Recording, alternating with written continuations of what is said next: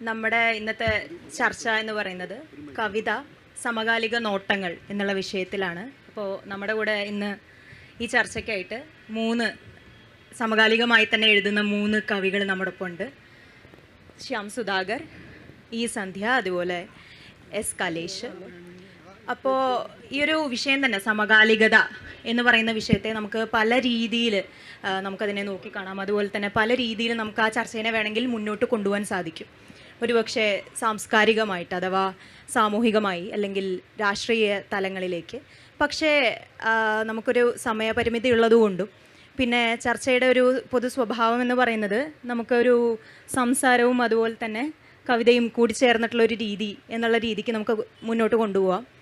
അപ്പോൾ ശ്യാം സുധാകരനെ പറ്റി പറയുകയാണെങ്കിൽ എനിക്ക് പൊതുവേ ഒരു തരം തീക്ഷ്ണമായ ജീവിതാനുഭവങ്ങളിൽ നിന്ന് ഉരുത്തിരിയുന്ന കവിതകൾ ഒരുപക്ഷെ പാശ്ചാത്യമായിട്ട് കണ്ടുവരുന്ന മാജിക് റിയലിസത്തിൻ്റെ അത്തരത്തിലുള്ള ഒരു തരം എഴുത്ത് രീതിയാണ് ശ്യാം സുധാകരൻ്റേത്. അതുപോലെ തന്നെ ഒരു ചരിത്രകാരനാവുക എന്ന് പറയുന്നൊരു രീതി, അങ്ങനെയൊക്കെ തന്നെ എഴുതുന്ന ഒരു പ്രവണത ശ്യാം സുധാകരൻ്റെ കവിതയ്ക്കും അദ്ദേഹത്തിനും ഉണ്ട്.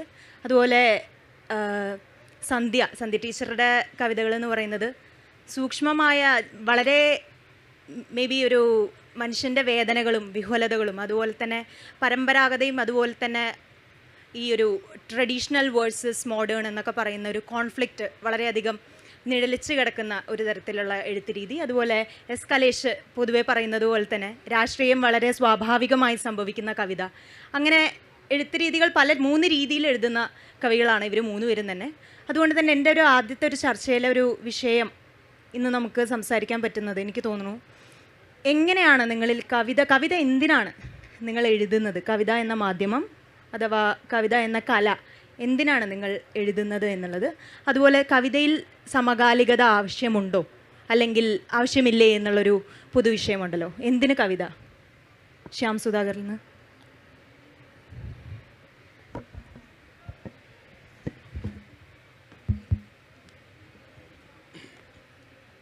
ഈ ഒരു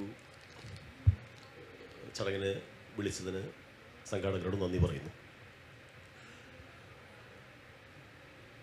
എന്തിന് കവിത അല്ലെങ്കിൽ കവിതയ്ക്ക് ഒരു കണ്ടംപററിനെസ് വേണോ എന്നുള്ളതാണ്. എന്തിനാണ് എഴുതി തുടങ്ങുന്നത്, നമ്മൾ എഴുതുന്നത്?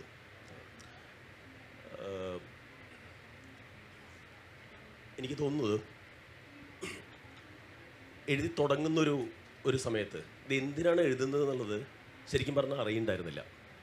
അതായത് അതങ്ങനെ വരുന്നൊരു പ്രോസസ്സാണ്. പിന്നെ കുറച്ച് സമയം കഴിഞ്ഞിട്ടാണ് ഇതിനെക്കുറിച്ച് ആലോചിച്ച് തുടങ്ങുന്നത് തന്നെ. എന്തിനാണ് ഞാൻ എഴുതുന്നത് അല്ലെങ്കിൽ ഒരു കവിത എഴുതുന്നത്? അത് വളരെ പ്രധാനപ്പെട്ടൊരു കാര്യമാണ്. കാരണം എന്ന് വെച്ചാൽ നമുക്ക് കവിതയിൽ ഒരിക്കലും ഇപ്പം പഴയ സിദ്ധാന്തപരമായിട്ടുള്ള പണ്ടത്തെ വീക്ഷണങ്ങളിൽ പൊതുവേ പറയുന്നത് ഈ ഒരു മനുഷ്യൻ ഈ ഫെയിമിന് വേണ്ടിയിട്ട് അല്ലെങ്കിൽ പണത്തിന് വേണ്ടിയിട്ട് ഇതൊന്നും കവിതയിൽ നിന്ന് കിട്ടില്ല. ഒരു വലിയ ഫെയിമോ അല്ലെങ്കിൽ വലിയൊരു സാമ്പത്തികമായിട്ടുള്ള നേട്ടങ്ങളോ അല്ലെങ്കിൽ അത്തരം സാധനങ്ങളൊന്നും തന്നെ കവിതയിലില്ല. എന്നിട്ടും എന്തുകൊണ്ട് ഒരാൾ എഴുതുന്നു? ഇത് വർഷങ്ങൾക്ക് ശേഷം എഴുതി തുടങ്ങി എനിക്ക് ഒരു 10 വർഷം ഞാൻ എന്താണ് ചെയ്തുകൊണ്ടിരിക്കുന്നത്? അതായത് കവിത എങ്ങനെയാണ് ഇതിലിങ്ങനെ നിൽക്കുന്നത്, എന്തിന്? അപ്പോൾ എനിക്ക് തോന്നിയത് ഞാൻ പൊതുവെ ഒരു കാര്യത്തിനും വേണ്ടി അല്ലാതെ ചെയ്തിരുന്നൊരു കാര്യമാണ് ഈ കവിത എഴുത്ത് എന്ന് പറയുന്നത്. കാരണം പ്രത്യേകിച്ച് ഒരാളെയും പ്ലീസ് ചെയ്യാനോ അല്ലെങ്കിൽ ഒന്നിനും വേണ്ടിയിട്ടല്ലാണ്ട് എനിക്ക് വേണ്ടി മാത്രം ഞാൻ ചെയ്തിരുന്ന ഒരേ ഒരു കാര്യം, മറ്റേതൊക്കെ ജോലിയൊക്കെ വേറെ ആൾക്കാരൊക്കെ കൂടി വേണ്ടിയിട്ടാണ് നമ്മൾ ചെയ്യുന്നത്. അവനവന് വേണ്ടി മാത്രം ചെയ്യുന്നൊരു കാര്യം അത് എഴുത്താണ്.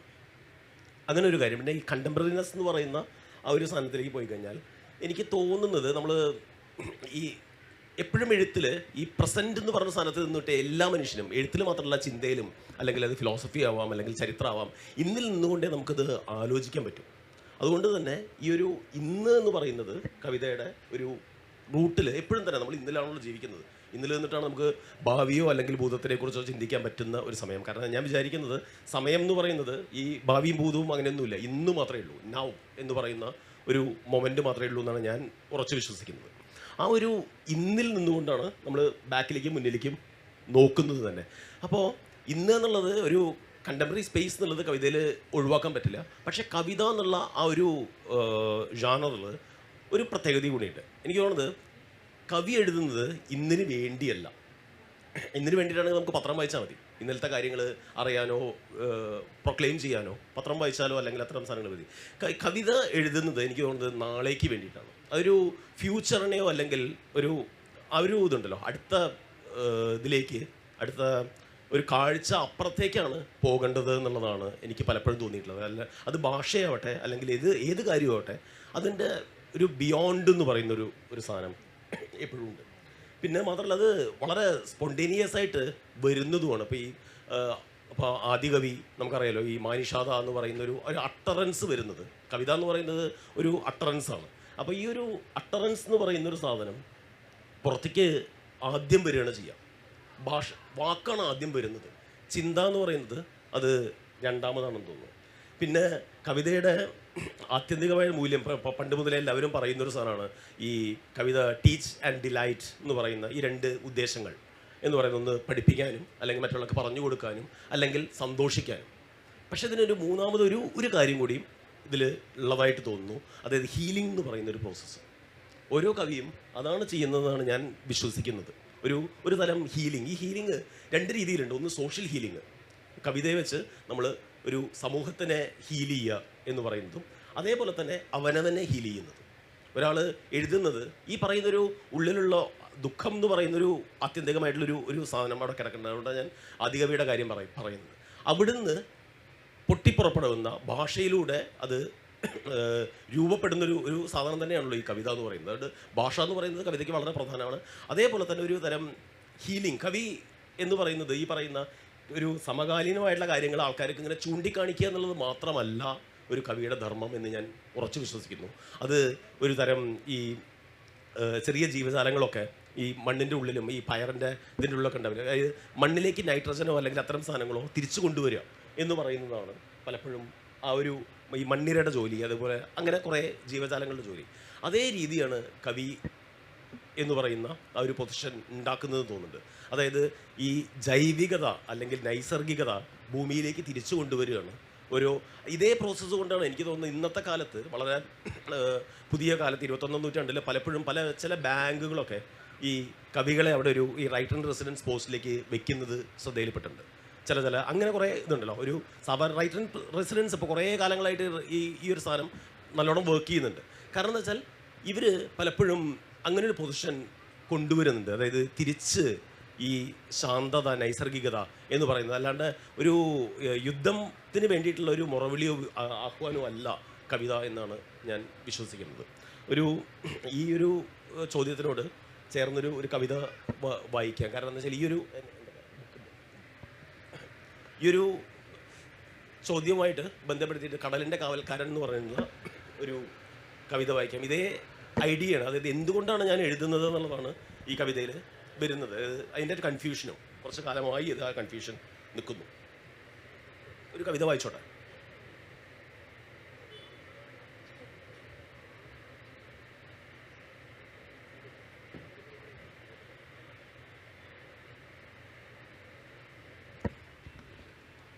കടലിൻ്റെ കാവൽക്കാരൻ. ഞാൻ മദ്രാസിലായിരുന്ന സമയത്ത് എൻ്റെ ജനൽ തുറന്നിരുന്നത് കടലിലേക്കാണ്, ബേ ഓഫ് ബംഗാളിലേക്കാണ് എൻ്റെ റൂമിൻ്റെ ജനൽ തുറന്നിരുന്നത്. കടലിൻ്റെ കാവൽക്കാരൻ.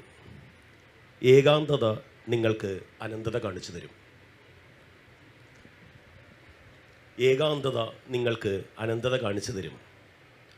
ഒരായുസ് മുഴുവൻ കടലിന് കാവൽ നിൽക്കാൻ വിധിക്കപ്പെട്ടവനെക്കുറിച്ച് ആർക്ക് എന്തു പറയാനാകും? ഇലകൾക്കുള്ളിലെ സമുദ്രചലനം, ഉപ്പുകാറ്റ്, ജലം നിറഞ്ഞ വരൾച്ച.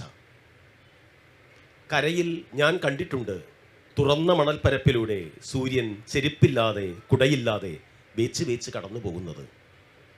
ഇരുട്ടിൽ കടലിൽ ഞാൻ കണ്ടിട്ടുണ്ട് മനുഷ്യരും മത്സ്യങ്ങളും ഉറങ്ങിക്കിടക്കുമ്പോൾ ഭൂമി അവളുടെ ഉറക്കം മതിയാക്കി നിവർന്നു നിന്ന് നക്ഷത്രങ്ങളോട് കലഹിക്കുന്നത്. ആരും എടുത്തുകൊണ്ടുപോകാത്ത കടലിന് എന്തിന് കാവൽ നിൽക്കുന്നു എന്ന് കാവൽ മാലാഖ ചോദിക്കുന്നു. വിഡ്ഢി എന്നെന്നെ മുദ്രകുത്തുന്നു. ഒരാൾക്ക് താങ്ങാനാകുന്നതിലും അധികം ഏകാന്തത എനിക്ക് ചുറ്റും ഇപ്പോഴുണ്ട്. കുടുംബത്തിൻ്റെ, കൂട്ടുകാരുടെ, പ്രണയത്തിൻ്റെ. വായിക്കാൻ തിരകളുടെ ചലനം മാത്രം. ഭൂമിയിലെ ഏറ്റവും പ്രാചീനമായ ലിപി. ഏകാന്തത നിങ്ങൾക്ക് അനന്തത കാണിച്ചു തരും. മരണത്തിൻ്റെ ഞരക്കം നിശ്ചലതയുടെ കാതുകളിൽ കേൾപ്പിച്ചു തരും. മരിച്ചവന് കടലിൻ്റെ മണമാണ്. അവൻ്റെ സ്വപ്നങ്ങളിൽ ഞാൻ കാണുന്നു ഏത് നിമിഷവും ഉതിർന്നു വീണേക്കാവുന്ന മണൽപ്പൂക്കൾ.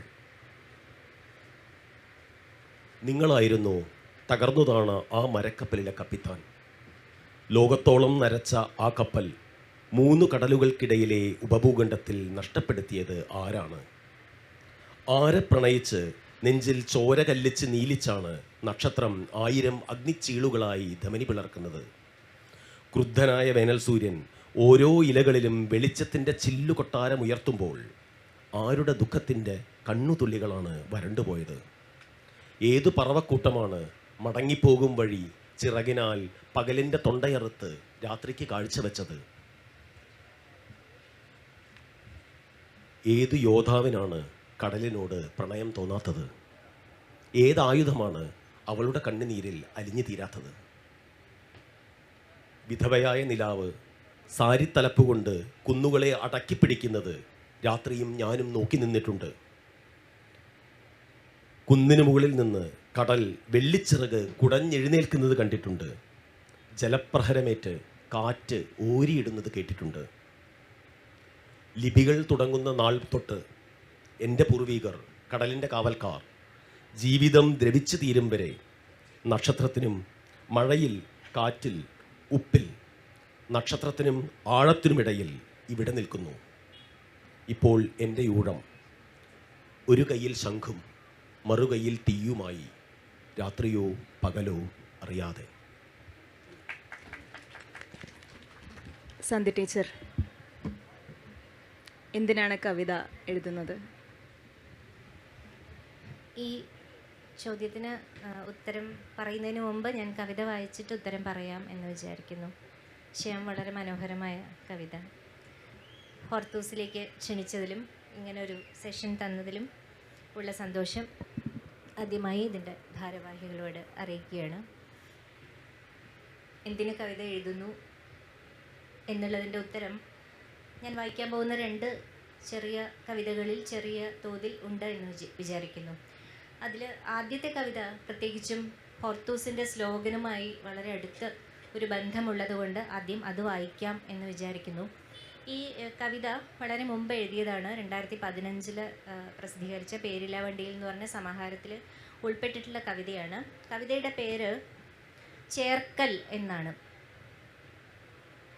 ഞാൻ എന്നെഴുതുമ്പോൾ അതിലൊരു ഊറ്റമുണ്ട്, ഉയർത്തിപ്പിടിച്ച ഒരു പത്തി. നീ എന്നെഴുതുമ്പോൾ അതിലൊരു നീളമുണ്ട്, ഒരകലം. പക്ഷേ നാം എന്നെഴുതുമ്പോഴോ അതിലൊരു ചേർക്കലുണ്ട്, ഒരാലിംഗനം.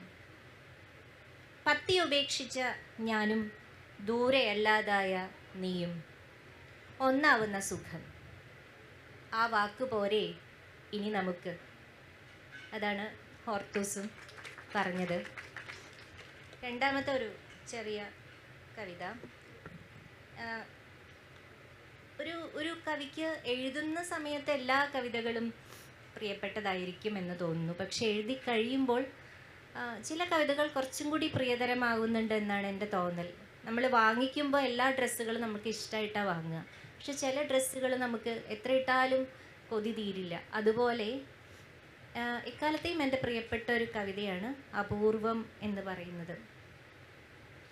കേട്ടിരുന്നില്ല അതിനു മുമ്പ് ആ ശബ്ദം, കേട്ടിരുന്നില്ല അതിനു മുമ്പ് ആ ശബ്ദം.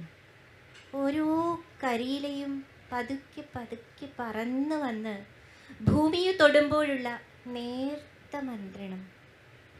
ഉണങ്ങി വീണുവെങ്കിലും നീ എനിക്ക് പ്രിയപ്പെട്ടതെന്ന ഒരടക്കം പറച്ചു. മണ്ണ് മുകർന്നപ്പോഴുള്ള ഇലകളുടെ ഇക്കിളിച്ചിരി. കണ്ടിരുന്നില്ല അതിനു മുമ്പ് ആ കാഴ്ച. അവസാന യാത്ര ചൊല്ലി അടർന്നു വീഴുമ്പോഴും വീഴ്ചയിലുള്ള ചാരുത. വെയിലിലൊന്ന് കുളിച്ച് മിന്നി നീലാകാശം നോക്കി ചിരിച്ച് ചാഞ്ഞ് ചെരിഞ്ഞ് കമിഴ്ന്ന് മലർന്ന് ഒരു നൃത്തം പോലെ. മുകളിൽ വാനം ചിറകൊതുക്കി മരങ്ങളിൽ വന്നിരുന്ന കാഴ്ച കണ്ടു. താഴെ ഒന്നും ഉരിയാടാനാവാതെ ശ്വാസമടക്കി പിടിച്ച് തൊട്ട് തൊട്ട് ആ അനർഘ നിമിഷങ്ങൾക്ക് ആരോട് നന്ദി പറയണമെന്നറിയാതെ നമ്മൾ.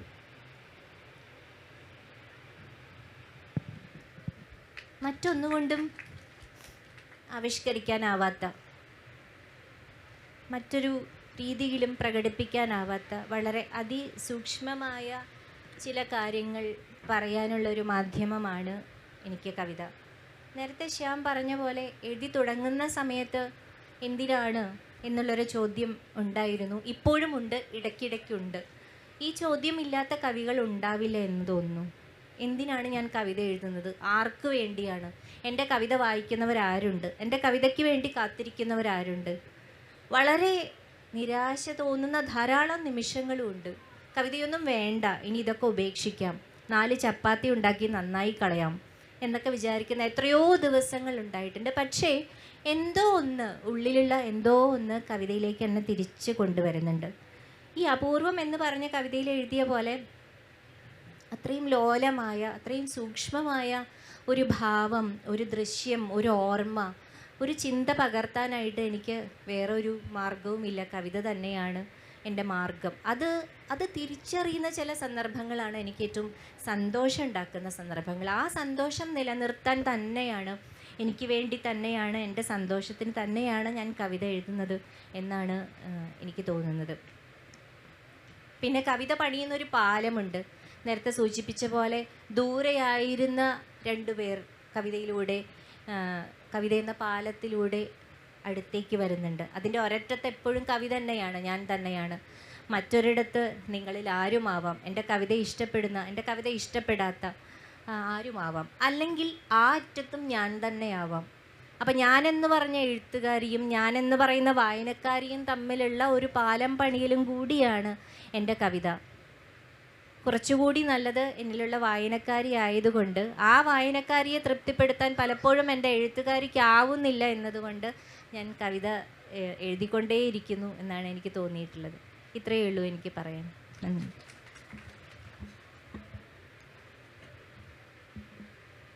എല്ലാവർക്കും നമസ്കാരം. ഹോർത്തൂസിലെ ഈ കവിതാ പരിപാടിയിൽ പങ്കെടുക്കാൻ പറ്റിയതിലുള്ള സന്തോഷം, ഒപ്പം പ്രിയപ്പെട്ട കവികളും. കവിത എന്തുകൊണ്ട് എഴുതുന്നു, അല്ലെ എന്തിനാണ് കവിത എഴുതുന്നത്, അത് വലിയൊരു ചോദ്യമാണ്. ഏകദേശം ഒരു 20 വയസ്സ് മുതൽ കവിത എഴുതാൻ ശ്രമിച്ചുകൊണ്ട് ഇരിക്കുന്ന ഒരാളെന്നുള്ള നിലയ്ക്ക് പലപ്പോഴും സ്വയം ചോദിച്ചിട്ടുള്ളൊരു ചോദ്യമാണ്. അതെനിക്ക് തോന്നുന്നത് ഓരോ പ്രായത്തിലും, നമ്മുടെ ഓരോ ഘട്ടത്തിലും നമുക്ക് ഓരോ ഉത്തരമാണ് ഇതിന് ലഭിച്ചിട്ടുള്ളത്. 20 വയസ്സിലെ ഉത്തരമല്ല 25-ാം വയസ്സിൽ എനിക്ക് ലഭിച്ചിട്ടുള്ളത്, 25-ലെ അല്ല 30-ൽ. അങ്ങനെ ഈ കാലം മാറുന്നതനുസരിച്ച്, നമ്മുടെ ലോകം മാറുന്നതനുസരിച്ച് ഇതിനുള്ള ഉത്തരം കിട്ടിക്കൊണ്ടിരിക്കുന്നു. അത് ഒരുപക്ഷെ ഇപ്പം പറയുന്ന ഉത്തരമായിരിക്കില്ല, ഒരുപക്ഷെ നമ്മൾ കുറച്ച് ദിവസം കഴിഞ്ഞ് ചിന്തിക്കുമ്പോൾ കിട്ടുന്നത്. കവിതയെ സംബന്ധിച്ചുള്ളൊരു പ്രത്യേകമായൊരു കാര്യമാണത്. അത് ഫിക്ഷനോ അല്ലെങ്കിൽ വലിയ നറേറ്റീവുകളോ ഒന്നും അല്ല. കവിത എന്ന് പറയുന്ന മാധ്യമം ഏറ്റവും മുമ്പേ പായുന്ന ഒരു മാധ്യമമായിട്ടാണ് എനിക്ക് തോന്നിയിട്ടുള്ളത്. അത് ഭാഷയിലായാലും നമ്മുടെ ചിന്തയിലായാലും നമ്മുടെ ഭാവനയിലായാലും ഏറ്റവും മുമ്പിൽ, ഏറ്റവും മുന്നേ ചലിക്കുന്നൊരു മാധ്യമമാണ്. പക്ഷേ ശ്യാം മുമ്പ് പറഞ്ഞ പോലെ നമുക്ക് ഇത് കൊണ്ട് കിട്ടുന്ന, നമുക്ക് കരഗതമാകുന്ന കാര്യങ്ങൾ വളരെ ലഘുവാണ്. നോവാലിസ് എന്ന ചിന്തകൻ പറഞ്ഞതുപോലെ യുക്തി കൊണ്ട് ഉണ്ടാകുന്ന മുറിവുകളെ കവിത സുഖപ്പെടുത്തും എന്നുള്ള ഒരു ആലോചന എനിക്കുണ്ട് ഈ കവിതയെ സംബന്ധിച്ച്. ഓരോ മനുഷ്യരും, ഞാനും നിങ്ങളുമെല്ലാം ഓരോ ചെറിയ ചരിത്രമാണ്. എൻ്റെ ചരിത്രം സമകാലികമായി എൻ്റെ ഇക്കാലത്തെ അനുഭവങ്ങളോട് ചേർത്ത് വെച്ചുകൊണ്ട് കവിതയാക്കാൻ ശ്രമിക്കുന്നു എന്നൊരു ഉത്തരമാണ് എനിക്ക് ആ ഒരു ചോദ്യത്തോടുള്ള ഒരു പ്രതികരണം. അത് മറ്റ് എഴുത്തു മാധ്യമങ്ങളെ പോലെയല്ല കവിത. നമ്മളുടെ ഒരു ആത്മസത്ത, നമ്മുടെ ഉള്ളിലുള്ള ഒരു ലോകം, ഈ ലോകത്തെ ജീവിതത്തോടുള്ള നമ്മുടെ പ്രതികരണം, ഈ ലോകത്തിൻ്റെ ഭാഷ കണ്ടെത്താനുള്ള ശ്രമങ്ങൾ, സഹജീവിതങ്ങളോടുള്ള നമ്മളുടെ അടുപ്പങ്ങൾ, കാഴ്ചകൾ, അങ്ങനെ പലതരത്തിലാണ് ഈ ഒരു കാലത്തെ എഴുതാനായിട്ട് ശ്രമിക്കുമ്പോൾ നമുക്ക് എനിക്ക് ഫീൽ ചെയ്തിട്ടുള്ള കാര്യങ്ങൾ. ജോഡറോവ്സ്കി എന്ന് പറഞ്ഞ സംവിധായകൻ്റെ എൻഡ്ലെസ് പോയട്രി എന്ന് പറഞ്ഞൊരു സിനിമയുണ്ട്. 2016 നിങ്ങൾ കണ്ടിട്ടുള്ള സിനിമയായിരിക്കാം. അതിൽ മകനെ ഡോക്ടറാക്കാനായിട്ട് തീരുമാനിക്കുന്ന അച്ഛൻ, പക്ഷേ മകന് കവിയാകാനാണ് ആഗ്രഹം. കവിയാകാനായിട്ട് ഒരു ദിവസം അയാൾ രാവിലെ ഇറങ്ങിത്തിരിക്കുകയാണ്. അയാളൊരു കൂട്ടുകാരനെ കണ്ടെത്തുന്നു, കവികളെ തേടി നടക്കുന്നു. അങ്ങനെ അയാൾ വീട് വിട്ട് ഇറങ്ങി കവിതയുടെ ഒരു ലോകത്തൂടെയുള്ളൊരു സഞ്ചാരമായിട്ട് മാറ്റുകയാണ് അയാളുടെ ജീവിതം. ബൊഹീമിയൻ ജീവിതം ജീവിക്കുന്നു, സമൂഹത്തിലെ ഏറ്റവും താഴെക്കിടയിലുള്ള മനുഷ്യരുടെ ഒപ്പം കലരുന്നു, കവിതയെ ഒരു പെർഫോമൻസ് ആർട്ടായിട്ട് കാണുന്നവർക്കും കൂടെ ചേരുന്നു. അങ്ങനെ പലതരത്തിൽ ഇദ്ദേഹം ഈ ഒരു സിനിമയിലൂടെ സഞ്ചരിക്കുകയാണ്. അദ്ദേഹത്തിൻ്റെ ആത്മകഥാപരമായ സിനിമയാണ് എൻഡ്ലെസ് പോയട്രി. അങ്ങനെ ഏറ്റവും ഒടുവിൽ പിതാവുമായിട്ടുള്ളൊരു ഡയലോഗിലാണ് സിനിമ അവസാനിക്കുന്നത്. കല എന്ന ജീവിതത്തേക്ക് ഞാൻ എത്തപ്പെട്ട് കഴിഞ്ഞു എന്നുള്ളൊരു പെർസ്പെക്റ്റീവിലാണ് ആ സിനിമ അവസാനിക്കുന്നത്. അപ്പോൾ പൊതു സമൂഹത്തിൻ്റെ കേടുപാടുകളെ വ്യക്തി എന്നുള്ള നിലയ്ക്ക് എന്നെപ്പറ്റിയുള്ള എൻ്റെ ചുറ്റും നിൽക്കുന്നവരുടെ പ്രതീക്ഷകളെ ഒക്കെ തിരുത്തിക്കൊണ്ട് മുന്നോട്ട് പോകുന്ന ആളാണ് കവി എന്നാണ് എൻ്റെ ഒരു വിശ്വാസം. ആ നിലയ്ക്കാണ് കവിതയെ കാണുന്നത്. ഇപ്പോഴും നമ്മുടെ മാർക്കറ്റിന് നമ്മുടെ കവിതയെ തൊടാൻ കഴിഞ്ഞിട്ടില്ല എന്നുള്ളൊരു വലിയ സന്തോഷമുണ്ട്. കാര്യം എന്ന് പറഞ്ഞാൽ നമ്മുടെ നോവലായാലും ചെറുകഥയായാലും അതിന് വലിയ ഒരു മാർക്കറ്റ് അതിൻ്റെ ചുറ്റും നിൽക്കുകയാണ്. പക്ഷേ കവിത എന്ന മാധ്യമത്തെ തൊടാൻ മാർക്കറ്റിന് കഴിഞ്ഞിട്ടില്ല. അത് വലിയൊരു കാര്യമായിട്ടാണ് കാരണം. വെച്ചാൽ അതിനൊരു സ്വാതന്ത്ര്യത്തിൻ്റെ ലോകം വലുതാണ്. നമുക്ക് നമ്മുടെ ഉള്ളിലുള്ള ഒരു പോയട്രിയെ ഏത് രീതിയിലും ആവിഷ്കരിക്കുമ്പോൾ അത് മാർക്കറ്റിന് ചിലപ്പോൾ അത് കയ്യിലെടുക്കാൻ പറ്റാത്ത ഒരു രാഷ്ട്രീയമായിരിക്കാം ആ കവിത സംസാരിക്കുന്നത്. ആ നിലയ്ക്കാണ് കവിതയെ കാണുന്നത്. പിന്നെ സമകാലികമായ ഒരു കവിതയുടെ ലോകത്തെപ്പറ്റി കൂടെ പറഞ്ഞിട്ട് ഞാൻ ഒരു കവിത വായിക്കാമെന്നാണ് വിചാരിക്കുന്നത്. സമകാലികമായ ലോകം നമുക്കറിയാമല്ലോ. ഒരു 10 വർഷത്തിനിടയ്ക്ക് നമുക്കുണ്ടായ മാറ്റങ്ങൾ നമുക്കറിയാമല്ലോ.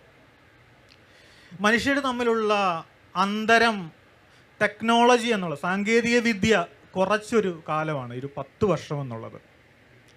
2 ടൈം സോണിൽ നിന്ന് മനുഷ്യർ നേരിട്ട് കണ്ടുകൊണ്ട് സംസാരിക്കുന്ന ഒരു കാലം നമ്മളുടെ കയ്യിലുള്ള ഒരു ഡിവൈസിനുള്ളിൽ കൊണ്ട് സാധ്യമായി. ഒരാളിലേക്ക് എത്താനുള്ള ദൂരം കുറഞ്ഞു. വേഗത എന്നുള്ളതൊരു പ്രധാനപ്പെട്ട കാര്യമായി മാറി. 2000-ന്റെ തുടക്കത്തിലൊക്കെ ശരിക്കും ഭാഷ മരിക്കുന്നു എന്നുള്ളൊരു ചർച്ചകൾ മലയാള മനോരമ ഉൾപ്പെടെയുള്ള മാധ്യമങ്ങളിൽ നമ്മൾ വായിച്ചിട്ടുണ്ട്. ഭാഷ മരിക്കുന്നു എന്ന് ONV കുറിപ്പൊക്കെ എഴുതിയിട്ടുണ്ട്. 25 വർഷം കഴിഞ്ഞ് നമ്മുടെ ഭാഷയുടെ അവസ്ഥ എന്തായിരിക്കും എന്നുള്ളത്. പക്ഷേ ഈ സാങ്കേതിക വിദ്യ എന്ന സംഭവത്തെ മറികടന്ന് യൂണിക്കോഡ് ലിപിയുടെ ഒരു വരവിനെ നമ്മളൊരു പ്രധാനപ്പെട്ട മാറ്റമായിട്ട് കാണണം എന്നാണ് എൻ്റെ ഒരു തോന്നൽ. യൂണിക്കോഡ് ലിപി വന്നതുകൂടി എഴുത്ത് എന്നുള്ളത് ഒരു ദേശത്ത്, നമ്മുടെ ഭാഷ ഒരു ദേശത്ത് മാത്രം ഒതുങ്ങാതെ ലോകത്ത് എമ്പാടും ബ്ലോഗുകളുടെ വരവ്, സോഷ്യൽ മീഡിയ, ഫേസ്ബുക്കിൻ്റെ വരവ്, അതിലെഴുതുന്ന കവിതകളുടെ നിലവാരമൊന്നുമല്ല ചർച്ച. പക്ഷേ അതല്ല ഞാൻ പറഞ്ഞത്. ഭാഷ, കവിത എന്നുള്ള മാധ്യമം ആണ് ഏറ്റവും കൂടുതൽ എഴുതപ്പെട്ടത്. അങ്ങനെ അതിജീവിച്ച് കൊണ്ടിരിക്കുന്ന ഒരു കലയാണ് കവിത. ഈ ലോകത്തിൻ്റെ വേഗതയുടെയും അടുപ്പത്തിൻ്റെയും ഒക്കെ ലോകം പുതിയ കവിതയിലുണ്ട്. സമകാലീന കവിതയിൽ പ്രധാനപ്പെട്ട ഒരു മാറ്റമാണ് നഗരം പ്രധാനമായ ഒരു വിഷയമായിട്ട് കവിതയിൽ കടന്നു വന്നിട്ടുള്ളത്. നഗരത്തിലെ ജീവിതം, നഗരത്തിലെ വീണുപോയ മനുഷ്യരുടെ അനുഭവങ്ങൾ, നഗരത്തിലെ പലതരത്തിൽ ഉള്ള ജെൻഡർ ഇക്വാലിറ്റിയായിട്ട് ബന്ധപ്പെട്ടുള്ള ചിന്തകൾ, ഏറ്റവും താഴെ കിടക്കുന്ന മനുഷ്യരുടെ വേദനകൾ, അങ്ങനെ പലതരത്തിൽ നഗരത്തിലെ ജാതി അനുഭവങ്ങൾ, പലതരത്തിലാണ് നഗരം പുതിയ കാലത്തെ കവിതയിലേക്ക് കടന്നു വന്നിട്ടുള്ളത്. കവിത മുൻപോട്ട് തന്നെ പോകും, മാർക്കറ്റിന് അതിനെ തൊടാൻ കഴിയില്ല. ഒരു കവിത വായിക്കാം.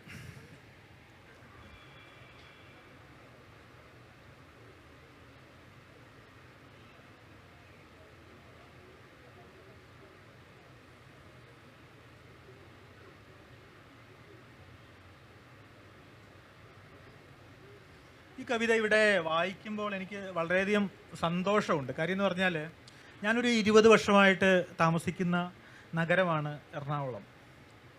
ഈ നഗരം എൻ്റെ കവിതയിൽ വന്നതിൻ്റെ ഒരു അടയാളമാണ് ഈ കവിത. ഈ നഗരത്തിലെ ഈ കായൽ കാണുന്ന കായലിൻ്റെ കടലിലേക്കുള്ള കുപ്പിക്കഴുത്ത്, ചാത്തയാത്തുപാത, കപ്പലുപള്ളി, അങ്ങനെ ഈ നഗരം പല രീതിയിൽ പടർന്നു കിടക്കുന്ന ഒരു കവിതയാണിത്. പഞ്ചമി രാത്രി എന്നാണ് കവിതയുടെ പേര്. പച്ചകുത്തുവാൻ പഞ്ചമിക്കൊപ്പം പട്ടണത്തിൽ ചുറ്റിപ്പടർന്ന നാൾ, ഏഴിലം പാല നെറുകിൽ ചൂടും 100 പൂക്കളിൽ ഒരു പൂവടർത്തി, മായ ആഞ്ചലോ ഉയിരിനുലയിൽ തീയരിച്ച വരിമേൽ വിളക്കി, കുത്തുവേലയാൾ സൂചിമീട്ടുന്നു കെട്ടിയ മുടി കഴുത്തിനു താഴെ, നോവിറകൊണ്ടിമകളിൽ ചുണ്ടിൽ ശ്വാസഗതിയിൽ കാൽവിരൽ തുമ്പിൽ, പച്ചപടരെ പടർന്നു കിടപ്പവൾ തൊട്ടരികെ നോക്കിയിരിപ്പു ഞാൻ, അന്തിവരവിൻ കാൽപ്പെരുമാറ്റം പകലെന്തു ചെയ്യുമെന്നിടറും നേരം, ചില്ലതോറുമിലകളിൽ സൂര്യൻ എയ്തുലഞ്ഞു ചിതറും പെരുവഴി, ചിത്രവേല കഴിഞ്ഞു നടന്നു നാം നിശ്ചലമൊരു ചിത്രം പകർത്തി, തൊട്ടുനില്ലേ മുഖപേശിയുരുമ്മി എത്ര ഭാവം കയ്യിലൊതുക്കി, കായലുറങ്ങുന്നിരുൾ പുത മൂടി കച്ചേരി കപ്പലു പള്ളിയുറങ്ങി, ആഴി അതിരിട നാഴി നൂഴുമ്പോൾ ചൂളമൂതും പടിഞ്ഞാറൻ കാറ്റിൽ, നൂണു നിവരേണ്ട ചീനവലകളിൽ മീനുകൾ കെണിഞ്ഞു നീന്തുമ്പോൾ, ഏതു യാമം നുകരേ മതിച്ചു നാം ചാരി നിന്നു ചാത്യാത്തു പാതയിൽ, പൂമൊടിക്കട്ടഴിയേ നീ എന്നോടെ തോളിലൂടെ പിറകിൽ വിരിച്ചിടേ, ഏകഭാവം ഉടലിൽ ഉയിരിൽ കാമനയിൽ കാതിൽ കടുക്കനിൽ, പച്ചകുത്തിയ ചിത്രമപൂർണം ഒരു പക്ഷിരൂപം അതിൽ വരയട്ടെ ഞാൻ, പക്ഷിയെ ഞാൻ വരച്ചു തുടങ്ങിടേ പക്ഷിച്ചിറകുകൾ കയ്യിൽ ചമച്ചു നീ, കൈപ്പടങ്ങൾ കോർത്തു വിടർത്തി കാൽപ്പടങ്ങളാ കുതിയാൽ ഉണർത്തി, പോർവിമാന രൂപം പണിഞ്ഞു നാം പാറിയേറും നിതാകാശപാതയിൽ, പട്ടണത്തിനു മീതെ പറക്കുന്നു പക്ഷിഗോത്ര പിന്മുറക്കാർ നമ്മൾ, പണ്ടുപണ്ടേ കരിയാത്തൻ പുള്ളിൽ നിന്നു പാറേണ്ട വിദ്യ പഠിച്ചവർ, ശബ്ദരേഖകൾ അദൃശ്യ തരംഗങ്ങൾ തമ്പടിക്കും വൻശിഖരങ്ങളിൽ, വന്നിരുന്നു നാം താഴേക്കു നോക്കി ചില്ലുകൊണ്ടു മെടഞ്ഞൊരി പട്ടണം, ദൂരെ കരിനിലം പഞ്ചമരെന്നവർ ചേറിലാഴ്ത്തിയ തടങ്ങൾ മീതെ, മുട്ടിപ്പുല്ലിൻ നാമ്പുകൾ പൊട്ടും പട്ടണച്ചത്വരങ്ങൾക്കു മേലെ, നാം ഇരിക്കെ പഞ്ചമി നിൻമുഖം കോതറാണി പോൽ വിളങ്ങതും കണ്ടു. ചന്ദ്രരശ്മികൾ താഴെ കൊഴുക്കും, ഓറ നിന്റെ തലയിൽ കിരീടം. മേഘപാളികൾ ചായിച്ചു തുന്നും, നീല ഫ്രോക്കിൽ മഞ്ഞിനലുക്കുകൾ. നൂറുമിന്നാ മിനുങ്ങുകൾ പോരിടും, വാൾമിനുക്കം മുടിയിൽ മരതകം. ആ മിനുക്കത്തിലാളും കൊടും മിന്നൽ, ഭൂമിയിൽ പച്ച കുത്തുന്നു നിന്നെ. ആരുമെഴുതാതൊഴിച്ചിട്ട താളിൽ മായ എഴുതിയ വരി നീ തുടരെ. ഏറ്റുവെള്ളമിരമ്പിറങ്ങുമീ ചേറ്റുമണ്ണിൽ ഉണരുന്നു വിത്തുകൾ. ആഴമീനുകൾ ജലമേശയേറി ചാടി നൃത്ത ചുവട് വയ്ക്കുന്നു. ഭൂതജീവിതം എന്തിനെഴുതണം, തോലിലാക്കഥ പച്ചയാലുണ്ട്. നിന്നെ കാണുക എന്നാൽ ഒരു കഥ, കണ്ടു വായിക്കും കണ്ണുകൾ എരിയും. നിന്നെ കേൾക്കുക എന്നാൽ ഇരുചെവി, വന്നു നിറഞ്ഞു മുഴങ്ങും ചിലമ്പുകൾ. മായ ആഞ്ചലോയുടെ സ്റ്റിൽ ഐ റൈസ് എന്ന കവിതയിലെ വരികളാണ് ഈ കവിതയ്ക്കകത്ത് പച്ചകുത്തിയിരിക്കുന്നത്. നന്ദി. എനിക്ക് തോന്നുന്നു ഒരു റൗണ്ട് കൂടെ നമുക്കൊരു കവിതാ വായനയ്ക്കുള്ള സമയം കൂടെ ഉണ്ടാവും. അതിൻ്റെ കൂടെ ഒരു കുഞ്ഞ് ചോദ്യം, അതിൽ വളരെ കുറഞ്ഞ വാക്കുകൾക്ക് നിങ്ങൾക്ക് മറുപടി പറയാൻ സാധിക്കുമെങ്കിൽ നന്നായി. അപ്പോൾ എനിക്ക് ചോദിക്കാനുള്ളത്, കവിതയും ഭാഷയും തമ്മിലുള്ള ഒരു ഒരു ഒരു ഇൻ്റർപ്ലേ എന്ന് പറയില്ലേ, അതായത് നിങ്ങളുടെ ആദ്യ കവിതാ സമാഹാരവും അതുപോലെ പുതുതായി നിങ്ങൾ എഴുതുന്ന കവിതകളും അത് തമ്മിലുള്ളൊരു ഭാഷാന്തരം അഥവാ ഭാഷയുടെ ഒരു പരിവേഷം സാധ്യമാവുന്നുണ്ടോ, നിങ്ങളത് ചെയ്യാറുണ്ടോ? അതിൻ്റെ ഒപ്പം ഒരു കുഞ്ഞ കവിതയും കൂടെ വായിച്ചിട്ട് നമുക്ക് ഓഡിയൻസിലേക്ക് പോകാമെന്ന് തോന്നുന്നു.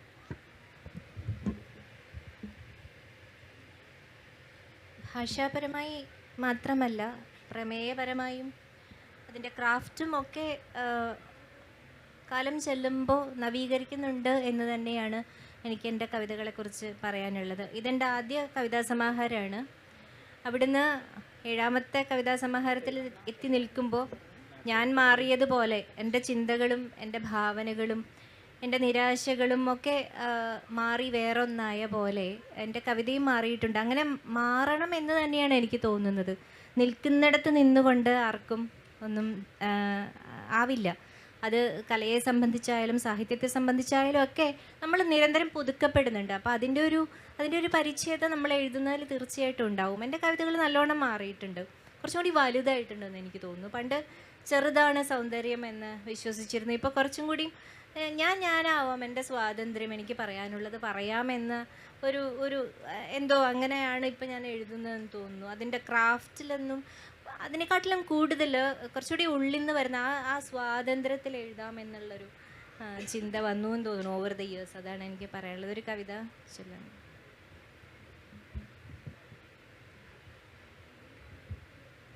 ഇന്ന്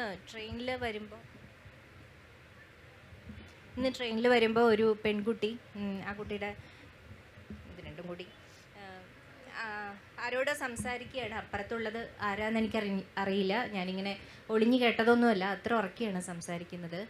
വിഷയം ഇതാണ്, ചോദിക്കുകയാണ്, പ്ലീസ് ഞാനൊന്ന് മൂക്ക് കുത്തിക്കോട്ടെ. അപ്പോൾ അവിടുന്ന് എന്തോ പറയുന്നുണ്ട്. അപ്പോൾ വീണ്ടും ഈ പ്ലീസ് പ്ലീസ് എന്ന് പറയുന്നുണ്ട്.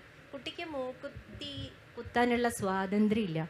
അപ്പോൾ എൻ്റെ എന്താണെന്ന് അറിഞ്ഞൂടെ, കാത് കുത്താൻ സ്ത്രീകൾക്ക് നല്ല സ്വാതന്ത്ര്യമുണ്ട്, പക്ഷെ മൂക്ക് കുത്തുക എന്ന് പറഞ്ഞാൽ പണ്ടൊക്കെ പറയായിരുന്നു ഇപ്പോൾ ഒന്നും വേണ്ട, കല്യാണം കഴിഞ്ഞ് ഭർത്താവിനോടൊക്കെ ചോദിച്ചിട്ട് അദ്ദേഹം സമ്മതിക്കുകയാണെങ്കിൽ മതി. എന്താണ് ഈ മൂക്ക് കുത്താൻ ഇത്ര പ്രയാസം, അതെനിക്ക് അറിഞ്ഞുകൂടാ.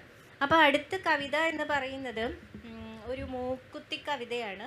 ഇങ്ങനെയുള്ള കുറേ വിചാരങ്ങളിൽ നിന്ന് വന്ന ഒരു കവിതയാണ് ഈ മൂക്കുത്തി കവിത എന്ന് പറയുന്നത്. അത് തരുന്ന ഒരു സ്വാതന്ത്ര്യം, മൂക്ക് കുത്തുന്നത് ആരാണ്, മൂക്ക് കുത്തുന്ന സ്ത്രീകളെ പണ്ട് എങ്ങനെയാണ് വിചാരിച്ചത്, ഇങ്ങനെ കുറേ ചോദ്യങ്ങളിൽ നിന്ന് വന്നൊരു കവിതയാണ് ഈ കവിത. മൂക്കുത്തിപ്പാട്ട് എന്നാണ് കവിതയുടെ പേര്.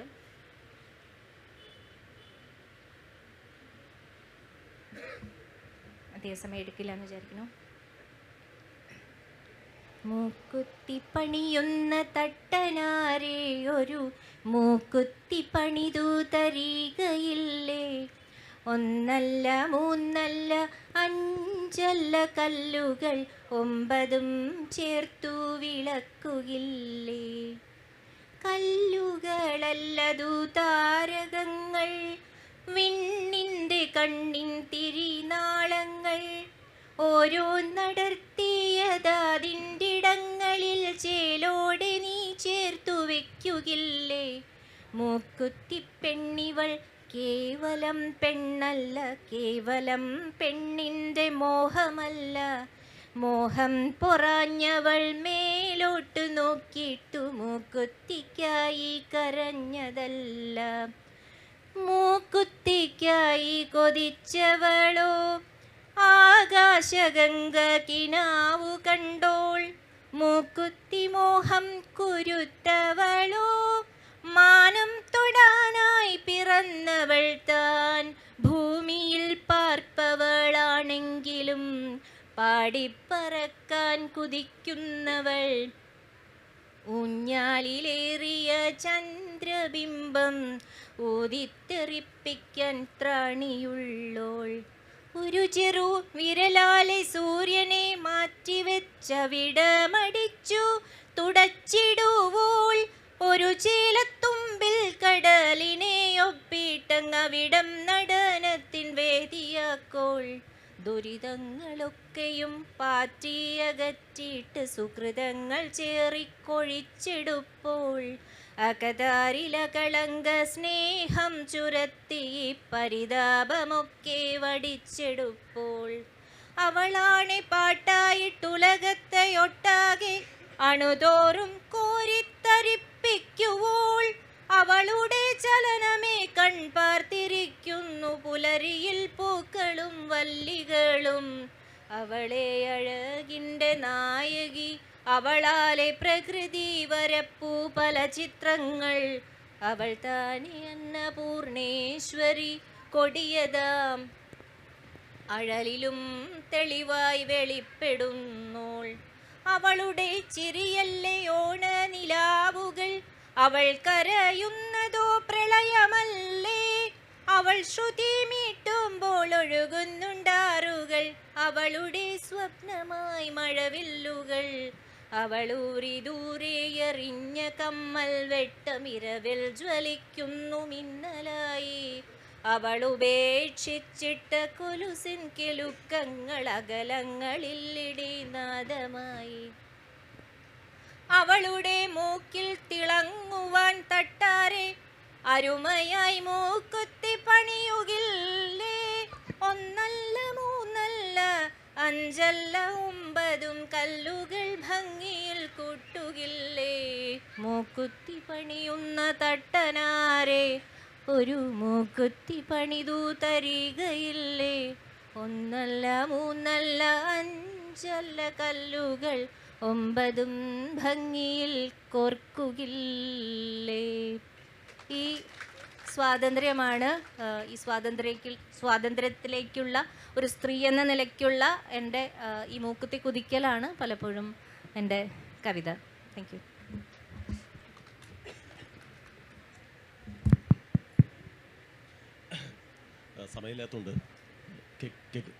സമയമില്ലാത്തതുകൊണ്ട് വളരെ ചുരുക്കി പറയാം. ഈ ഒരു ചോദ്യം, അതായത് ഭാഷ എങ്ങനെയാണെന്നുള്ളത് വളരെ എനിക്ക് തോന്നുന്നത് വളരെ പ്രധാനപ്പെട്ട ഒരു ചോദ്യമാണ്. കാരണം ഈ കുറച്ചു കാലമായിട്ട് കവിതയുടെ ചർച്ചകൾ പലപ്പോഴും ഈ പ്രമേയത്തിൽ മാത്രം ഊന്നിക്കൊണ്ട് നിൽക്കുകയും അതിലെ ഭാഷ അത്ര തന്നെ പ്രധാനപ്പെട്ടതായിട്ട് പൊതുവേ ഒരു ഈ സോഷ്യൽ മീഡിയയിലെ ചർച്ചകളിലൊന്നും അങ്ങനെ കാണുന്നില്ല. യഥാർത്ഥത്തിൽ ഈ ഒരു മനുഷ്യന് അവൻ്റെ ശരീരം എത്രത്തോളം പ്രധാനപ്പെട്ടതാണോ അത്രയും പ്രധാനപ്പെട്ടതാണ് കവിതയ്ക്ക് അതിൻ്റെ ഭാഷ എന്ന് പറയുന്നത്. കാരണം അതിന് ആ ഫോം കൊടുക്കുന്നത് ഈ ഭാഷ തന്നെയാണ്, നമുക്ക് എല്ലാവർക്കും അറിയാം. അപ്പോൾ ആ ഒരു ഭാഷ, പിന്നെ എല്ലാ എഴുത്തുകാരുടെയും ഒരു വലിയൊരു ചലഞ്ച് എന്ന് പറയുന്നത് ഈ ഭാഷ, സ്വന്തം ഭാഷ തിരുത്തുക, സ്വന്തം ഭാഷയുടെ തടവിൽ നിന്ന് സ്വയം മോചിപ്പിക്കുക എന്ന് പറയുന്നൊരു കാര്യമുണ്ട്. അതുകൊണ്ട് തന്നെ ഒരു പുസ്തകത്തിൻ്റെ ആവർത്തനമായിട്ട് അതേ ഭാഷ തന്നെ അടുത്ത പുസ്തകത്തിൽ വന്നു കഴിഞ്ഞാൽ അത് അത്ര ഭംഗിയുള്ള കാര്യമല്ല പലപ്പോഴും. പക്ഷേ ഇതിന് നമുക്ക് ഭാഷ സ്യൂഡോയായിട്ട് ചേഞ്ച് ചെയ്ത് കഴിഞ്ഞാൽ അത് കള്ളത്തരായിപ്പോകും.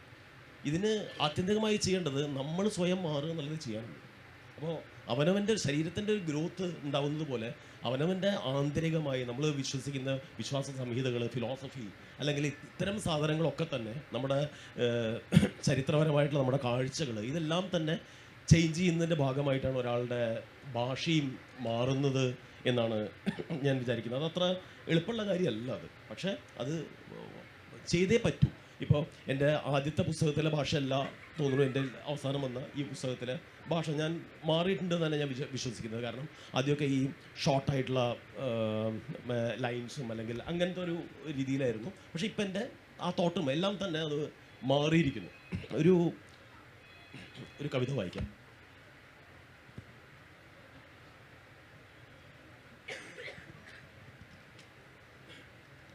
ഈ പുസ്തകത്തിലെ അവസാനത്തെ കവിതയാണ്. എനിക്ക് തോന്നുന്നത് ഈ ഒരു കവിതയായിരിക്കും ഒരു പക്ഷേ എൻ്റെ അടുത്ത പുസ്തകത്തിൽ ഈ ഒരു ഭാഷയായിരിക്കും തുടരാൻ പോകുന്നതെന്ന് തോന്നുന്നു. അറിയില്ല, ഇപ്പം ഞാൻ എഴുതിക്കൊണ്ടിരിക്കുന്നത് ആ ഒരു രീതിയിലാണ്.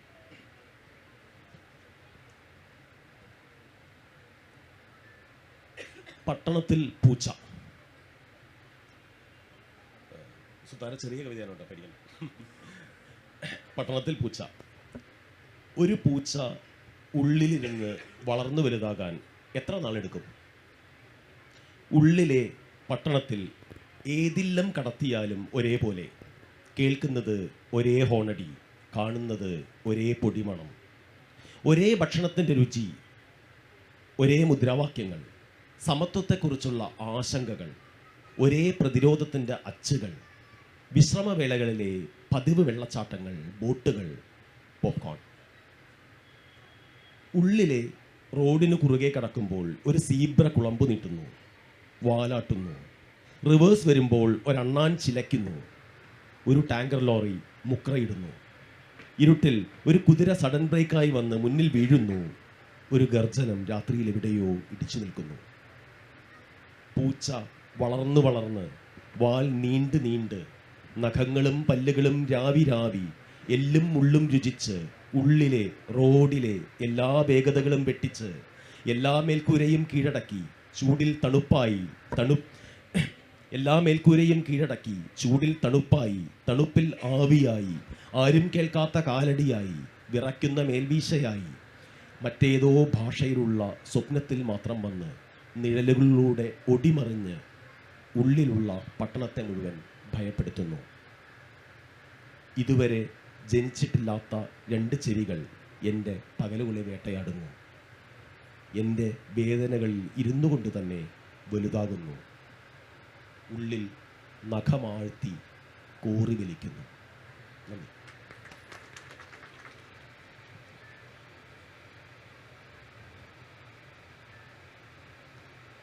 ഒരു കവിത തന്നെ വായിക്കാം, സമയത്തിൻ്റെ പരിമിതി ഉള്ളതുകൊണ്ട്.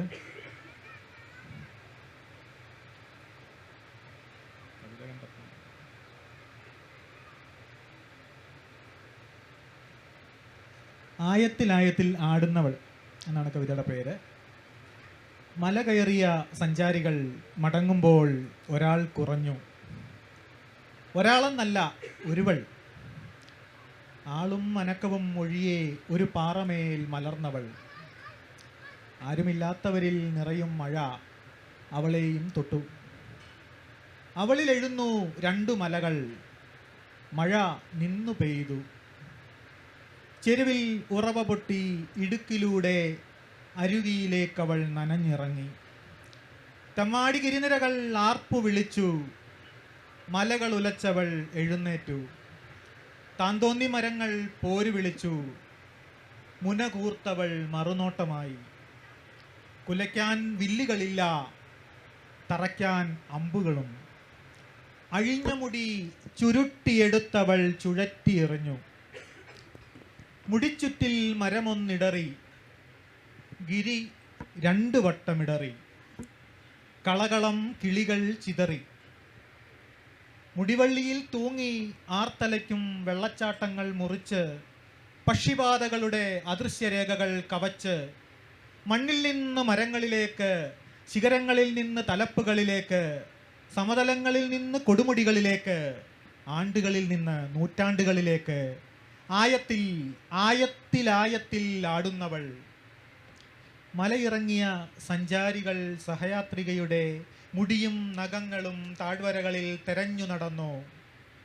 അവളാകട്ടെ കോട കവിൾ നിറയ്ക്കും കിഴക്കൻ കാറ്റിൽ, കൊല്ലക്കണക്കിൽ കത്തി നിൽക്കും പൂവുകളിൽ, തീ ചുവട് വയ്ക്കും മിനുങ്ങുകളിൽ, വെള്ളിടി പതിയിരിക്കും മേഘങ്ങളിൽ അവളുടെ കണ്ണുകൾ മിനുക്കിയെടുത്തു. വൈകിയ രാത്രി മലമ്പാത കയറി പാറമേൽ വീണുമയങ്ങിയ ഏകാന്ത സഞ്ചാരി മുഖത്തിഴയും മുടിനാരിൽ പിണഞ്ഞെണീറ്റു. ഇരുളിനേക്കാൾ അഴകുള്ള ഒരുവൾ വിളുമ്പിലിരിക്കുന്നു. അവളുടെ മുടി അടിവാരത്തേക്ക് പുളഞ്ഞു പറക്കുന്നു. അഴിയും തോറും പിണയും വഴികൾ അതിദൂരം കടന്നിട്ടും അവളിൽ മറഞ്ഞു കിടക്കും അഴിയാ ദൂരങ്ങൾ ഇരുട്ടിൽ അവൻ കണ്ടു. എല്ലാവർക്കും നന്ദി. ഭാഷയെ പറ്റിയുള്ള ഒരു കാര്യം കൂടെ പറഞ്ഞിട്ട് അവസാനിപ്പിക്കാം. ഈ അനുഭവത്തിന് പറ്റിയ ഭാഷ തേടലാണ് കവിതയ്ക്കകത്ത് ഞാൻ നടത്തിക്കൊണ്ടിരിക്കുന്നതെന്നാണ് എനിക്ക് തോന്നിയിട്ടുള്ളത്. അത് വളരെ ക്ലേശകരമായ ഒരു പരിപാടിയാണ്. നമ്മളുടെ അനുഭവത്തിന് പറ്റുന്ന ഭാഷ നമ്മൾ എങ്ങനെയാണ് കണ്ടെത്തുന്നത് എന്നത് വലിയൊരു ചോദ്യമാണ്. നമ്മൾ അതിനു വേണ്ടി അലഞ്ഞു തിരിഞ്ഞു നടക്കും. നമ്മുടെ ഭാഷയിൽ അനുഭവത്തോട് ചേർന്ന് നിൽക്കുന്ന ഒരു ഭാഷ എനിക്ക് കിട്ടുമ്പോൾ മാത്രമാണ് എനിക്ക് കവിത എഴുതാൻ സാധിക്കുന്നത്. എല്ലാവർക്കും നന്ദി. അപ്പോൾ നമുക്ക് അനുവദിച്ചിട്ടുള്ള സമയം അതിക്രമിച്ച് കഴിഞ്ഞു. അപ്പോൾ ഓഡിയൻസിന് ചോദ്യങ്ങളുണ്ട്. അപ്പോൾ ഒരു 2-3 ഏറിയ ചോദ്യങ്ങൾ നമുക്ക് അനുവദിക്കാവുന്നതാണ്. വളരെ ചുരുക്കി മാത്രം ചോദിക്കുക. എല്ലാവർക്കും നമസ്കാരം. എനിക്കൊരു കാര്യം എന്ന് വെച്ചാൽ ചെറിയ കുട്ടിയായിരുന്നപ്പം വലിയൊരു പുസ്തകം എടുത്തിട്ട് കവി ഏത് വായിക്കുമ്പോൾ കവിയെ ഭയങ്കരമായിട്ട് പ്രണയിച്ചു പോയ ഒരാളാണ്. 5 വയസ്സും 5 വയസ്സൊക്കെ 5 വയസ്സല്ല 10 വയസ്സൊക്കെ ഉള്ളപ്പോൾ പിന്നെ കുത്തിക്കുറിച്ചുകൊണ്ടിങ്ങിരുന്നാൽ അത്താഴമുണിനെ എന്ത് ചെയ്യുമെന്ന് പറഞ്ഞപ്പം പിന്നെ ഭക്ഷണം കഴിക്കാൻ പറ്റില്ലല്ലോ എന്ന് വിചാരിച്ചിട്ട് പിന്നെ ആ സ്വപ്നങ്ങളിലേക്ക് പോയില്ല. ഞാൻ ചോദിക്കുന്നത്, ഞാൻ ഇപ്പം നമ്മുടെ ഇതിലിപ്പം കോണ്ടംപററിനെസ് പറഞ്ഞു, അതായത് നാളേക്കുള്ളൊരു പ്രയാണത്തിൻ്റെ ഒരു തൂലികയായി വരേണ്ടവരാണെന്നൊക്കെ പറഞ്ഞു. അപ്പോൾ ഞാൻ ജസ്റ്റ് ഒരു കോണ്ടംപററിനെസ് എന്ന് പറഞ്ഞു കഴിഞ്ഞാൽ നമുക്കിപ്പോൾ 2026 27 ഫെബ്രുവരി ആകുമ്പോഴേക്കും മാവോയിസ്റ്റ് എന്ന് പറഞ്ഞിട്ടുള്ള ഒരാൾക്കാരെ ഫുള്ളായിട്ട് തുടച്ചു നീക്കണം ഇന്ത്യയിൽ എന്നുള്ളൊരു പ്രതിരോധ പറഞ്ഞിട്ടുണ്ട്. അപ്പോൾ അതിൽ നമുക്ക് നേരത്തെ വരവർ റാവു എന്ന് പറഞ്ഞിട്ടൊരു കവി ഉണ്ടായിരുന്നു. ഇല്ലസ്ട്രേറ്റഡ് വീക്കിലിയിൽ അന്ന് വന്നിട്ടുള്ള ബുച്ചർ എന്ന് പറഞ്ഞ ഒരു കവിത എല്ലാവരും പകർത്തി എഴുതുകയും ഞങ്ങളെല്ലാം അത് പാടി നടക്കുകയും വെച്ചാൽ സാധാരണക്കാർ വരെ, ആ ഒരു പൊളിറ്റിക്സ് ഇല്ലാത്തവർ വരെ, പൊളിറ്റിക്സിനോട് ഞാൻ യോജിക്കുന്നില്ല, എന്നാലും മനുഷ്യഹത്യയുടെ കാര്യമാണ് പറയുന്നത്. പക്ഷേ ഇപ്പോൾ ഒരു സ്ഥലത്തൊന്നും അങ്ങനത്തെയുള്ള ഒരു കാര്യങ്ങളും കവി എന്ന് പറയുന്നവരോ എഴുത്തുകാരിൽ നിന്നൊന്നും അങ്ങനത്തെ ഒരു സംഗതി കാണുന്നില്ല. അതിപ്പോൾ ഒരു അപ്രഖ്യാപിത, അന്ന് വരവർ റാവു വളരെ ഇത് എഴുതുകയും വളരെ എന്താ പറയുക സ്വതന്ത്രമായിട്ട് സഞ്ചരിക്കുകയും ജോലി ചെയ്തിട്ടുള്ള ഒരാളാണ്. പക്ഷേ ഇപ്പോൾ ഇന്ത്യയുടെ ഒരു ഇങ്ങനത്തെ ഒരു രാഷ്ട്രീയ സാഹചര്യങ്ങൾ കൊണ്ടാണോ ഞങ്ങളും അങ്ങനെ ആയിത്തീർന്ന എന്തെങ്കിലും നഷ്ടപ്പെടുമോ എന്നുകൊണ്ടാണോ എന്നുള്ളതാണ് എനിക്ക് ചോദിക്കാനുള്ളത്. ഒരു കാര്യങ്ങൾ പോലും അതിൽ ആരും ഒന്നും കമൻ്റ് ചെയ്തോ കവിതയിലോ എഴുത്തിലോ ഒന്നും കാണാനില്ല. ഇത്രയും മനുഷ്യർ ജാർഖണ്ഡിലും എല്ലാവരും വെടിയേറ്റ് മരിക്കുമ്പോൾ.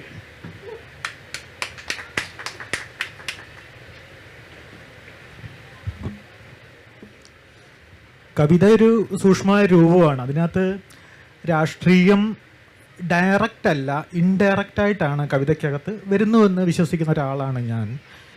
അത് പലപ്പോഴും ഓരോ കാലത്തിൽ 70കളിലെ കവിത എടുത്തു കഴിഞ്ഞാൽ അത് കുറച്ചുകൂടെ ഡയറക്റ്റായിട്ടുള്ള പോയട്രി ആയിരുന്നു. നമ്മുടെ ഒരു സെൻസിബിലിറ്റിയുടെ മാറ്റം കൊണ്ട് കവിത മാറിയിട്ടുണ്ട് എന്ന് പറഞ്ഞുകൊണ്ട് ഇപ്പോഴേ ഈ പറഞ്ഞ ആ വിഷയം അഡ്രസ്സ് ചെയ്യുന്ന കവിതകൾ ഉണ്ടോ ഇല്ലയോ എന്നുള്ളൊരു സംശയം. അത് ഡയറക്റ്റ് ആകില്ല എന്നാണ് എനിക്ക് തോന്നുന്നത്. ഇൻഡയറക്റ്റായിട്ട് ഞാൻ രാത്രി സമരം എന്ന കവിത എഴുതിയിട്ടുള്ള ആളാണ്. പച്ചക്കുതിര പ്രസിദ്ധീകരിച്ച കവിതയാണ്. അതിൽ കുടിയിറക്കപ്പെട്ടു പോയ മനുഷ്യരുടെ വേദനയാണ് ആ കവിതയ്ക്കകത്ത് ഉണ്ടായിട്ടുള്ളത്. ഒരു നഗരത്തിൽ നിന്നും കുടിയൊഴിക്കപ്പെട്ടു പോയ മനുഷ്യരിൽ ഒരാൾ അവർ കുടിയൊഴിക്കപ്പെട്ട ആ ഒരു സ്ഥലത്ത് ഒരു ദിവസം വന്ന് വാടകയ്ക്ക് താമസിക്കുന്നു, അവിടെ ഒരു ലോഡ്ജിൽ. അത്തരം കവിതകൾ പല കവികളും എഴുതുന്നുണ്ട്. പക്ഷേ നമ്മളുടെ ഈ പറഞ്ഞതുപോലെ എത്ര കണ്ട് അത് വായനക്കാരിലേക്ക് എത്തുന്നുണ്ട് എന്നെനിക്കറിയില്ല. മുഖ്യധാര മാധ്യമങ്ങൾക്ക് പരിമിതിയുണ്ട്, നമുക്കറിയാമല്ലോ. ഇതെല്ലാം ഒരു തരം എന്താ പറയുക, മാർക്കറ്റുമായിട്ട് ബന്ധപ്പെട്ടാണ്. ഇവിടുത്തെ ഒരു പ്രിൻ്റ് മാഗസിനിൽ ജോലി ചെയ്യുന്ന ഒരാളെന്നുള്ള നിലയ്ക്കൂടാണ് ഞാൻ പറയുന്നത്. മാർക്കറ്റുമായിട്ട് ബന്ധപ്പെട്ടാണ്. അതിന് പരിമിതികളുണ്ട്, ഒരു പ്രസിദ്ധീകരണത്തിൽ വരാനായിട്ട് പരിമിതികളുണ്ട്. പക്ഷേ സോഷ്യൽ മീഡിയയിലൊക്കെ അത്തരം കവിതകൾ ഉണ്ടാകുന്നുണ്ട്. പിന്നെ മനുഷ്യരുടെ അടിസ്ഥാനപരമായിട്ട് മനുഷ്യരുടെ വേദന ഉപേക്ഷിച്ചുകൊണ്ട് ഒരു കവിക്ക് മുമ്പോട്ട് പോകാൻ പറ്റത്തില്ല. ഒരു കക്ഷി രാഷ്ട്രീയത്തിൻ്റെ ഭാഗമായി നിന്നുകൊണ്ടും ഒരു കവിക്ക് നിലനിൽക്കാൻ പറ്റില്ല എന്നാണ് എൻ്റെ സ്വകാര്യമായ വിശ്വാസം. നമ്മുടെ ഐഡിയോളജി ഉണ്ടാകാം, നമുക്ക് രാഷ്ട്രീയം ഉണ്ടാകാം, പക്ഷേ മനുഷ്യരുമായിട്ടൊരു ബന്ധപ്പെട്ട് മാനുഷികതയുടെ ഒരു ചരട് കവിയുടെ കാലിൽ ചുറ്റപ്പെട്ടിട്ടുണ്ട്. അല്ലാത്തവരുണ്ടാകാം, പക്ഷെ ഞാൻ അങ്ങനെയാണ് വിശ്വസിക്കുന്നത്. എൻ്റെ കവിത വേദനിക്കുന്ന മനുഷ്യൻ്റെ ഒപ്പം ചേർന്ന് നിൽക്കുന്നു. എത്ര കണ്ടോ അത് ഈ പറഞ്ഞതുപോലെ പൂർണ്ണമായിട്ടും എത്ര ശതമാനം നമ്മൾ കണക്കിലാണല്ലോ പറയുന്നത്. അങ്ങനെ എനിക്ക് പറയാൻ അറിയില്ല, പക്ഷേ ആ ഒരു ലോകം വിട്ടുകൊണ്ടുള്ളൊരു കവിത എഴുതാതിരിക്കാനായിട്ട് പറ്റില്ല കവിക്ക്.